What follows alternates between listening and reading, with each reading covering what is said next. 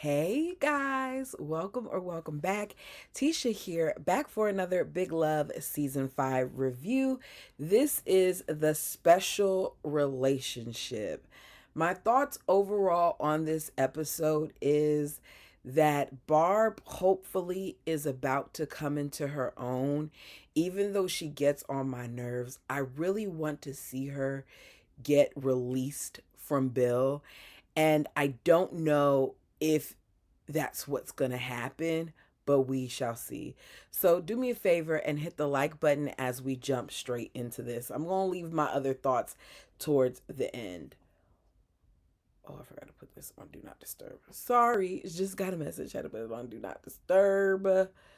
Okay, so Senator Barnes introduces the newest interns, and Barb is one of them. He pulls Bill to the side in his office because Barnes is over all the crap that's been going on. He's over the press. He's over them saying things about the fools on the hill. And he just wants this to be over with. So he tells Bill that they need to get back to the legislative session rather than all this polygamous stuff. And at this point, he doesn't care about Bill's polygamy, and he doesn't care about impeachment. His focus is legislation. So he tells Bill, if you stop basically running your mouth, if we both kind of back down, we put things on pause and we return to the status quo, that, I think something could be done. But you have to stop with your inflammatory speeches, and you have to stop doing interviews, and you have to stop inciting protests. He says, unless you have something else going on, you will serve out this session with a quiet freshman year. Meaning, if you don't have any other skeletons, if this doesn't become a thing where we start going back and forth again, I'm going to leave you alone. But you have to adhere to my rules. You all tell me what you think. Do you think that Bill made the right decision at the end of this? Yes or no? We'll get to it. So he says, you do all of this, and I'll get the polygamy bill to kind of, go on pause. Not eliminated, but pause, meaning I'll buy you a little bit more time. Bill, of course, instantly starts listing his demands, like providing funding for safety net and all these other things. And Barnes is like, look, you don't got to go down the list. I accept your offer. We'll get it done. So Bill's like, how do I know that, you're going to follow through with this? And he's like, I don't have a problem getting safety net fast track. So they're in session, and immediately he starts going off saying different things. And he says, the safety net bill is going to be fast track. The polygamy bill is going to be put on hold. Bill is standing there proud of himself. He thinks he's in there. He thinks that he's accomplished something. But once again, Bill really doesn't get it. At lunch, he's with Don, and he tells Don that, they are now welcoming him into the caucus. I don't think just because you got a football thrown at you by Barnes and you won this one thing that you're in there, but you think that you're in there when I feel like they're just playing a chess game right now and you're going to be their pawn. I wouldn't say that he's welcomed. I'd say he's being tolerated for now. So he says, the senators, they're so used to all these backroom deals, but they couldn't handle the sunlight that I brought.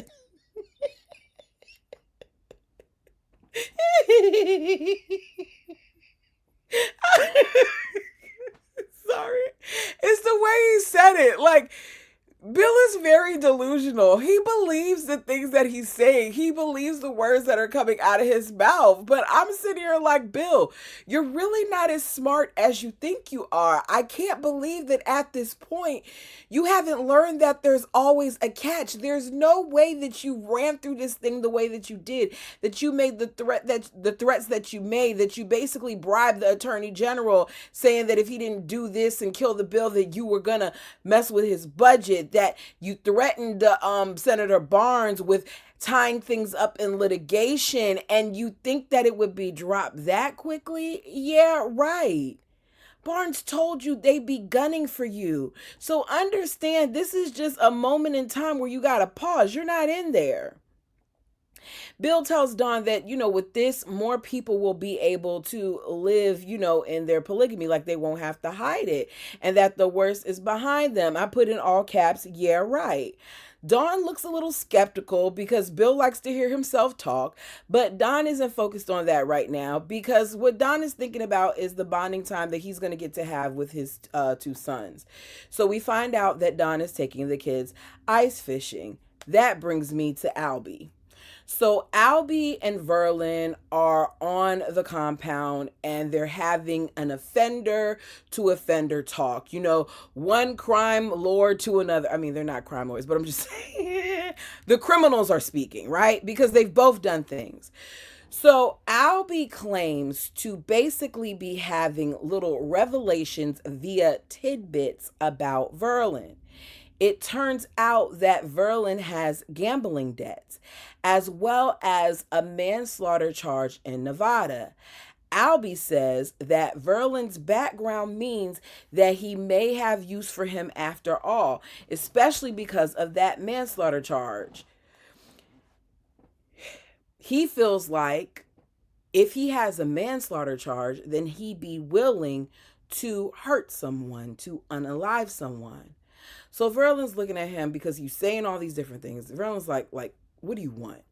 So Albie tells him, you need money, and I have projects that require someone with your resume. I said, okay, what is he about to do that you're talking about? You have projects that require someone with his resume. So he wonders if he's the right guy for this. And Verlin proceeds to uncross his legs. And I didn't quite understand it, but it was the way that Albie was looking at him that made me wonder if Verlin knows Albie's secret. I'm not saying that Verlin does the same stuff as Albie, but it was a weird vibe between them. Y'all tell me what you think. So we don't get to see what he asked of him, but we do see Verlin return to Nikki's house and tell Rhonda, that Albie and him talked, that he asked him to do something bad. Rhonda says do it because all Rhonda's concerned about is him getting a job that pays him enough money so that they can move back and get their house because they need $50,000, I guess, for a down payment or something. I don't know. But she wants $50,000 because they need that for their house. So Don is out ice fishing with his sons. They're having a good time when he sends his sons to the truck to go get, I think, a CD or something. And we see what is the first of what will be probably many attacks that transpires at the request of Albie. We don't learn who the person is under the ski mask until later, but it's Verlin. And Verlin sneaks into Dan's ice fishing, little house shack thing while the boys are at the truck. He is in the ski mask. He doesn't say a word. He just begins to attack Don, trying to kill him. He tries to hit him with the tire iron, but he misses. He ends up hitting him on the side of the head, and they're tussling back and forth, and he leaves him. We see him fleeing, but he's basically leaving him for dead because he's face down in the water. The only reason it does not work is because his sons pull their father out of the cold water and they save him. So Albie lets it be known later on to Verlin that the reason why he went after him instead of Bill is because Don is Bill's best friend and he wants to make Bill suffer like how he suffered because Bill took away Laura and his kids. He's going to take his time basically till he gets to Bill. Bill comes to see Don at the hospital and they're talking about, what happened. And Don is like, they don't know who did it. They think it's somebody who just, happened to come out the woods. And Bill says, I think it's something else because it's kind of weird for someone to just come out the woods and attack you without saying anything. I wonder how he even knew that they were going to be in the woods. Did you use your cousin and ask Carlin, like, how's, Gary doing? And then she tells him, oh, Gary's gone for the weekend in the woods. Like, how did you find out that information? Anyways, so Bill tells him, the Heavenly Father isn't done with you yet. And Don is looking at him a little nervous because what more does Don need to do? He's already having to deal with you, and now he got the Heavenly Father on his back, according to Bill. Don, you need to get away from Bill. That will save you. So Verlin reports to Albie that he's done the deed, that Don is dead. I wonder what Albie's going to do when he realizes he isn't. And he gets his money and he's ready to leave when Albie's like, oh, no, no, no, you're not leaving. You're going to be on the compound. You're going to be an Albieite. I said an Albieite. What the hell is he talking about? But you're going to be an Albieite. And as a result of your deeds, you're going to be, blessed with the sweetest wives that you can imagine for serving the prophet. He already told you, as did Rhonda, that they don't believe in this. So why are you now trying to pull him in? I wonder what Rhonda's going to say when she finds all this out. This isn't good. So we see a little more of Rhonda in the episode. We see that she isn't nurturing, in my opinion, because she seems disgusted by her daughter's dirty diapers. And Carlin ends up making a comment about how good of a father that Verlin is. And you see Cara be like, I'm a good mom too. So she hands her daughter off to Verlin quickly. Like, she can't pass her off fast enough, and she's like, can you change her diaper? Nikki walks in, and she is not thrilled at all to see Rhonda there, as evidenced by her, oh dear Lord. Nikki gets on my nerves and she makes me laugh. So Rhonda tells her, like, I've changed, and you should believe it, Nikki, because it's clear that you changed too. I've heard that you're helping girls, that unlike what you did with me, you're helping them. And Rhonda's right, because Nikki was not trying to help Rhonda. Nikki was part of the problem. So she says, I forgive you, and I give your father for trying to grape me. And Nikki's like, Rhonda, but she's telling the truth. Like, he was ready to marry her. He wanted to do things to her against her will. That's what it is. So she's like, and for you trying to push me into marrying him. We brushed over it, but Nikki very much so was one of those ladies for a long time that was helping the men get what it was that he wanted, even at the cost of other women. And I feel like we don't sit on that enough, just because Nikki does so much that it's like, okay, here Nikki goes again doing something else. But really, she's messed up for that. And despite her feeling like now that she's helping people, that that's her calling, I think that Nikki is so abrasive that I don't know how that's going to work as her calling. She doesn't have a tender side to her that we see often. So despite the wise feelings, Margie is now the new face of the plural marriage for them. I can't believe that Bill thinks that a fake birth certificate is enough to remedy this situation, because why would you keep putting her out there? Bill feels like she's relatable, as do reporters, and something about that bothers Barb, because Barb is like, they saw me too. Nobody wanted to reach out to me. No, I do agree. Margine is relatable. Margine doesn't come off as judgmental. Even when the reporter was saying certain things, like she called them a polygamist, and she was like, oh, we rather be called, say that we're in a plural marriage. She has this way of correcting things without being rude or demeaning, right? So she's doing interviews for the paper and on the radio. And Bill basically admits that this is his way of getting around what he agreed with Senator Barnes, because the message is still getting out, but it's not being done through him, which is what he said he would do. Nikki is being Nikki about Margine being the public one. She doesn't like it. She doesn't feel like, Margine is the only good face of polygamy. She feels like she could be a positive face of polygamy too. Nikki, your father's name alone is going to deter people. To deter people.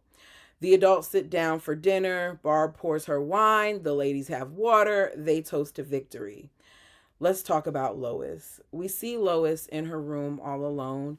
She's looking at what is a framed picture. And at first I thought it was like the digital cameras, but then I realized what it was it was a picture of the family in the room. And then we saw like a dog and later on a cat. And I think that that was representation of what is going on in her mind. So Bill comes to talk to her. Lois tells him that she hates living with them, that this is not her home, that she doesn't know them, that they don't know her, that they talk about things that don't even interest her. They laugh about things that aren't even funny. Bill tells her that there is no discussion. At this point, what she needs to do is she needs to put forth effort. I get it. I get that he's upset because of the situation and the part that his father supposedly played in this by giving her venereal disease. But I think that her being in familiar surroundings would be better for her.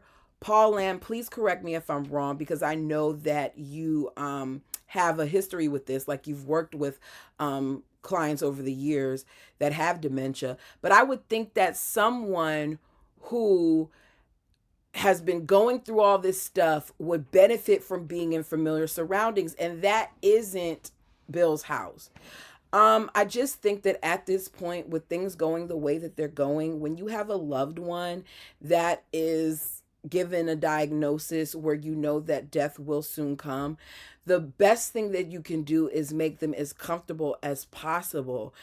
I know, like my grandmother, now it wasn't a death sentence, but when she was diagnosed with Parkinson's at the time, like we knew something was going on. I think back to different things and how my grandmother would get the shakes, or how my grandmother sometimes would be talking to me and mid sentence she would just go blank and she would tell me like she knows what she wants to say, but sometimes she can't get it out. Hearing things like that were signs of the disease and little cues to the progression. And one of the things that we knew right away was that we were going to make sure as a family that my grandmother was good, that my grandmother felt comfortable. So no one ever at any point considered having her put into any facility. Like money was paid out of pocket at some point to make sure that we had, in-home care for her when it became too much, for my aunts that were in rotation. So there were things that were put in place to make sure that our loved one felt comfortable. And I feel like that's what needs to be done for Lois. That even though the thought of Lois going back to Frank makes him crazy, at this point it needs to be about what his mom wants. So the next day she's sitting downstairs waiting, and she tells Bill that she's about to go, that she called Frank, he's coming to pick her up, she's going to live with him. She lets Bill know that she hasn't told him about the dementia. She doesn't want him to know. Bill is saying like he needs to know, and she's shouting, no one needs to know, he doesn't need to know. And she gets teary-eyed and she tells him that no one is ever to speak of this ever. It makes me wonder if she's in denial, or if because of the reasons why they're saying that she developed this condition, if she's embarrassed to talk about it. But I have a problem with the fact that they know that there is something going on with her, that she has contracted a disease from her husband, and no one has said anything about contacting others. Like, did you even tell the doctors who you were sleeping with so that they can make sure that those people were contacted? Like, I don't know what the situation is, but to my knowledge, I think that what happens is if you find out that you have a disease, they ask you if you've been with other people and if they could get that contact information to let those people know, like, you may have been possibly exposed to something, can you come and be checked? So I think that that should be done. So Frank shows up.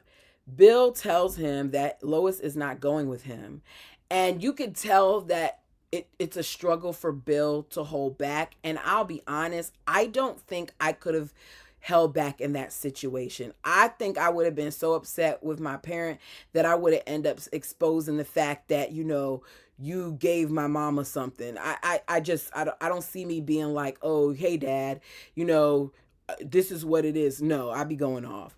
So he calls, he says that the abuse of Lois is over. Bill tells him that, mom needs care. And he's like, Lois? Lois needs care? He's like, she's sick. Lois? Not Lois. Lois and the cockroaches could survive without care. Like, he's basically not thinking that this is serious. And that's when Bill tells him, mom has dementia and she's gonna really need to be looked over. Frank seems concerned and confused. Like, you can see the concern in his face as he's asking how she got it, like what happened. And I said, okay, there's care there. But Bill doesn't say how she got it. He's told, just come inside, say hi, let her know, you're not going to be able to take her, whatever, whatever. And he's like, okay. But Frank wants no parts of it because the next thing you know, he's gone. Lois comes out and she's like, he's gone. He's gone apparently because he doesn't want to take care of this woman who he actually gave this disease to. You left her, you didn't say a word. So she's upset and she calls Bill a blabbermouth, saying that she has only a tiny bit left and he's taking it. When she said that, it broke my heart because Lois realizes how quickly this thing is progressing, and she's seeing how there's often times where she isn't there, like she's lost in time. And even when she was arguing with Bill, she was struggling with some of the things that she was going to say. So Ben tries to come and help. And that's when she says, no one knows me here. None of you all know me. And she goes into the house. And she might be right. I think that a lot of them don't know her. She later locks the door to her bedroom. They're realizing that she didn't eat breakfast or dinner. She is starving herself. So Bill ends up using a screwdriver to get the handle off to come inside. And she lets him know that she will not eat until she's allowed to go home as she walks out the room. He later tells her as she lays in bed that he'll get her home, and she seems vacant. Like she's not even excited about it. She doesn't even respond to it. So let's talk about this whole divorce thing. While at the Capitol, Bill tells Barb unmarried couples are not allowed to adopt. You cannot tell me that the Feathered Crew, that Robin Brown and Cody Brown did not watch this in their little quartered nest together, because a lot of some of the storylines that I'm seeing on Sister Wives is stuff that I think that they got from this show. This is where the adoption came from, y'all. It's from this show. So Bill has to be married legally according to Utah law in order to adopt Carolyn. He calls it a legal maneuver and nothing else. I said, okay, Cody, this is the same stuff that Cody said, that it's just legal stuff. It's paperwork. It doesn't mean anything. Barb says, no, it's much more than that. This one is something I got to think about. You can tell Barb is freaking out in her mind. You could tell Barb is hurt by the fact that he even requested this, that he wants to divorce her in order to marry Nikki. Later that night, we see Nikki questioning Bill about what's taking so long with the adoption. She's trying to make it seem like Carolyn wants this and like Carolyn is worried and like she's asking a whole bunch of questions. But it's not true. It's Nikki who wants this.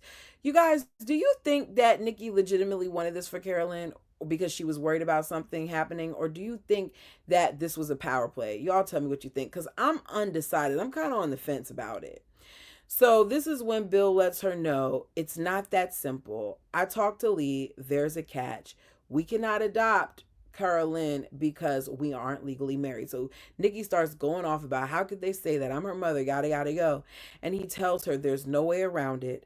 For us to adopt, you have to be legally married. You can see the wheels turning in Nikki's mind. You can see her looking like she's excited, like her eyes give her way away. You may not be smiling, but your eyes are smiling.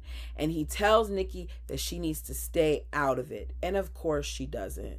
So we see Carolyn still getting tutored by her teacher, but this time she's asking him personal questions, like if he has a girlfriend and if he lives with his parents. Next scene, Margene is still on her Goji tour, seeking out all of the polygamous women, encouraging them to work on teams with their sister wives, even though she later has a meeting with the founder that calls her in the office to let her know that they're an LDS based business. Meaning, you're going to have to kind of watch yourself and see how that goes with you being a known sister wife. So we're back on the hill. Barb is doing her intern duties. Bill calls. She lets him know that the church left a voicemail that they want to talk to him. He isn't really concerned about that. What he wants to know is if Barb thought more about the adoption. And Barb doesn't like that she's being rushed. She points out that Nikki could give up her rights. That sounds crazy, Barb. Like, come on. Bill says he can't ask that of her. Later, Nikki shows up on the hill to talk to Barb because she wants to start putting in work. She lets her know that Bill told me about the requirements. She then tries to guilt Barb, talking about, how Carlin has been on the compound and they haven't, and that she needs to think about what JJ did, and that her cousin and Rhonda are trying to lure her back into the family by manipulating her affections, which is the very thing that Nikki herself is doing. Nikki, do you not realize how much of a hypocrite you are? So Nikki feels like she has to listen to the choice that Bill's going to make, that at the end, Bill has the ultimate decision, while Barb feels like, that ain't necessarily true, that maybe she herself has the priesthood. The moment she said this, I knew that Nikki was going to use this against her, and she did, because Nikki proceeds to try to get Barb on Bill's bad side by making her tell Bill about the idea. She wants to tell him later. Nikki's like, no, you're going to tell him now, while he's on the floor. While he's on the hill, you're doing this. You want her to tell about wanting to be the priesthood holder herself. She grabs her by the arm to pull her in. Barbara's like, no, no, no, no, no. And she pushes her on the floor. Let me tell you something. The scene pissed me off because it could have never been me. If I got pushed in a direction, understand Nikki would have been pushed in another. You cannot make me do anything I don't want to do. I'm an adult. And that whole display doesn't work for me. Because Nikki is standing there smirking as you see that Barb is leaned over and she's whispering in his ear. And the moment Nikki sees that Bill has a reaction, Nikki's job is done. She feels like she's been able to sway Bill, and she walks off smirking all. So Bill pulls her out of, the room, talks to her in the hall. He's pissed because it goes against all of their beliefs, that he's been raised to see everything through him being the priesthood. He wants to know, like, who even gave her that, who appointed her, and all these other things. More indoctrination that I don't believe in. While Barb wants to challenge the most fundamental of his beliefs.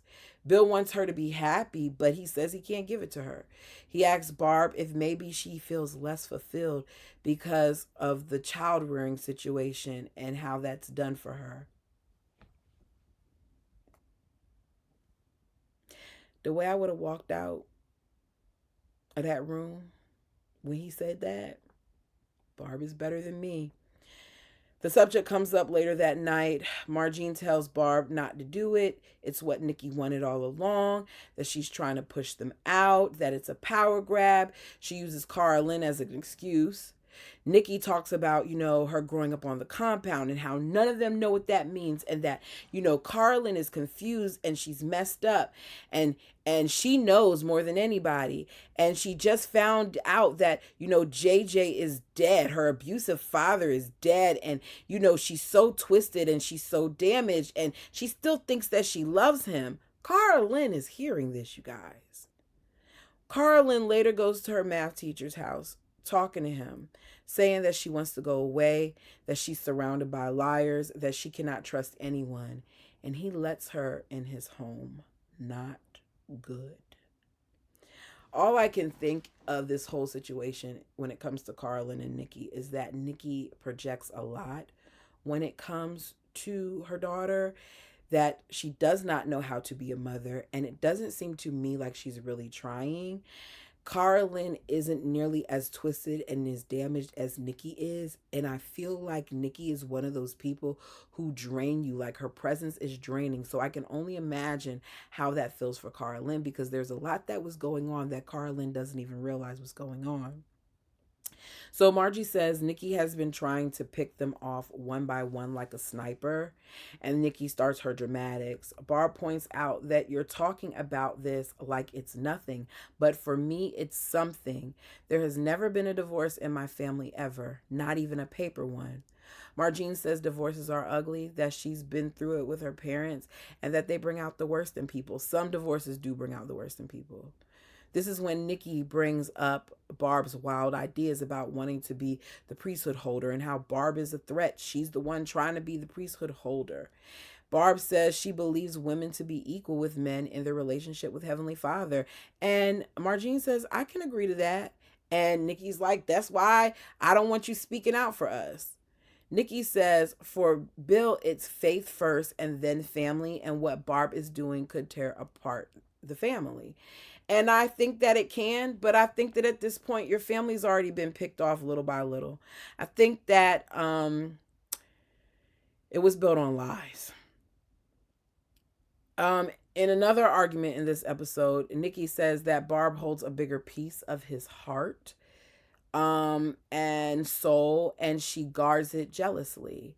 And Margine says, I've never been as threatened by it as Nikki, meaning Nikki is jealous of the relationship that Barb has with Bill. Barb admits her relationship is different, that they've been married for over 20 years, that she stretched and accommodated Bill in ways that she never imagined, meaning the two of you were a big stretch for me, meaning having to sit here and be this polygamous woman is a stretch for me. She says that she had him all to herself for years. There is a different bond there. Basically, we learn in this stuff that no one thinks that Nikki has pure motives in this, because even Ben thinks it's a bad idea. Bill says that, they'll be sealed still. They're still a family. As priesthood holders, they always have to do what's best for their family. And Ben points out that he's having a hard time reconciling the beliefs part with the feelings part. And I said, thank you, Ben. Ben, run. Don't follow in your father's footsteps. Because if you follow in your father's footsteps, this is what will happen, which is interesting because at first you didn't want to be a polygamist, then you wanted to be. Now, where are you at with it, Ben? Seems like you're not quite sure. So Bill meets with the church representatives. They let him know the whole purpose for the meeting. They don't want to be associated with Bill and his misuse of the word Mormon. They tell him that he needs to stop calling himself a Mormon plural husband. Or a Mormon polygamist. He's fueling the hatred that is developing towards Mormons. He calls people, one of the leaders calls people who are a part of Bill's movement fanatics that blow up A clinics, or women who are so desperate that they can't get a man any other way. That's insulting. I don't believe that. Yeah. Whether I agree with plural marriage or not, which to each his own, not my problem. I just don't agree with the beliefs part as far as the celestial kingdom and all of that. But if you want to be with two people, that ain't none of my business. Bill tells him it's insulting and ignorant to say that. He's then compared to Roman and Albie Grant, and he doesn't like that. How dare you compare him to those two? He's told that things are going well for him right now, that the bill that was criminalizing polygamy has been shelved, that there are things that you want to accomplish in the Senate bill, and your most recent agreement makes it possible. This is when Bill realizes that they know a little bit too much about his agreement, considering that they are not a part of Senate, which means Senator Barnes or somebody has said some stuff. So Bill confronts Senator Barnes in the bathroom to ask him if he said anything to the church. He says no. Bill says, did he say he was, he was suffered into the deal, but I don't think he was suffered into a deal. Tricked maybe into a deal. Barnes warns him you know, about what he's doing. And he tells him, we spent 100 years separating your brand from our brand from you polygamists. Do you really think you can come along and change things? Bill says he does, which is the problem. Because I'm not saying that change can't happen with our voices, but it takes a lot more than you, Bill. And you don't seem to be in the place morally where you might be able to have this happen. So we see him later go to talk to the wives about it. We see all the varying opinions. Bill and Barb end up going back and forth because they have varying opinions. The whole priesthood subject comes up. Margie says, just let her have it. This is when Bill points out that if Barb had the priesthood, that you wouldn't even be here in the family, Marge. That Nikki wouldn't be in the family. That our 6 beautiful souls that you've given to the family wouldn't exist. I wrote in, who cares? I think that was a way to try to pit them against each other. But at some point, they're there because of Barb. Because Barb said yes. Or because Barb put your right hand in his, or whatever, however that goes. So you're sitting here acting like Barb doesn't play a part, but she does. It's so interesting how these men try to negate these women, like these women are just pawns, like these women don't help them get to where they are. She helped you. Even if she was against it at first, at some point she adhered to your thoughts and stretched herself to give you what you wanted. So he ends up declining the offer, giving some speech to the church people. I don't really care. He threatens to reveal things about the church's influence in the state house, saying that there are people who will find it offensive. And the guy is looking at him like, are you insane? And I just want Bill to understand that your backyard is not clean. We see Barb go out with the interns. They are answering questions about the U. She's getting a lot of them right, well, all of them right. She ends up earning the respect of the guy that she fired because she kind of calls him out on how he's treated her. She tells him, you cannot like what I'm saying. You could not even like me, but you can't treat me like a second-class citizen. We later see Bill go out with the interns at Barb's suggestion. He gets their food. It ends up scoring him points because none of the other senators, even though they're invited, ever go. Barb ends up speaking with the young man. She asks him if he's been placed yet. He says, no, they still got me running errands and stuff. And she gives him back his intern pass. So he has his job back. She tells him, because he's about to say thank you, and she holds up her hand and she's like, just work hard for my husband.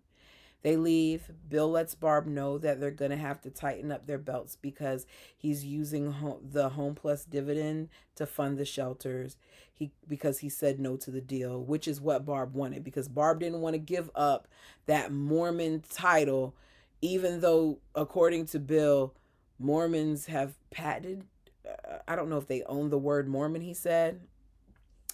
So they walk together, come to a bench where he proposed. The love between Bill and Barb is very clear as they talk about their, life together and the proposal and how he acts.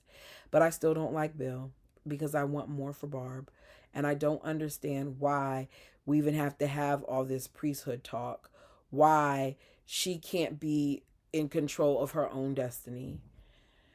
When Bill tells her that he'll find another way instead of divorce to adopt Carolyn, Barb says she's starting to understand the greater responsibility to do what is right for their family. He tells her he can't give her a priesthood, and she says, we need to get a divorce. And he says yes, and that's how it ends. I put here, Barb has been struggling for many years now. She put her own feelings on the back burner, and she's starting to realize that everything she thought she wanted was really things that others told her that she wanted, or what Bill forced upon her. I think that she loves Bill, and as a result of her loving Bill, she made certain sacrifices for him that he would never be willing to make for her. But I think that she's coming to a point where she's enjoying her own thoughts and her own independence. And I think that working at the casino kind of brought that out of her. Justice for Tommy. Where's Tommy? This next part, now that she's saying that, should be interesting. I want to see what's going to happen with Barb now that she is definitely going to go through with this divorce. I want to see if Nikki's going to switch it up and feel like she's better than or something like that. Is Cara Lynn even going to be adopted?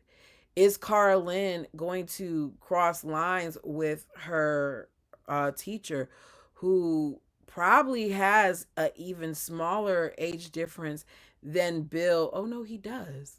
Because what is he, 30 something? No.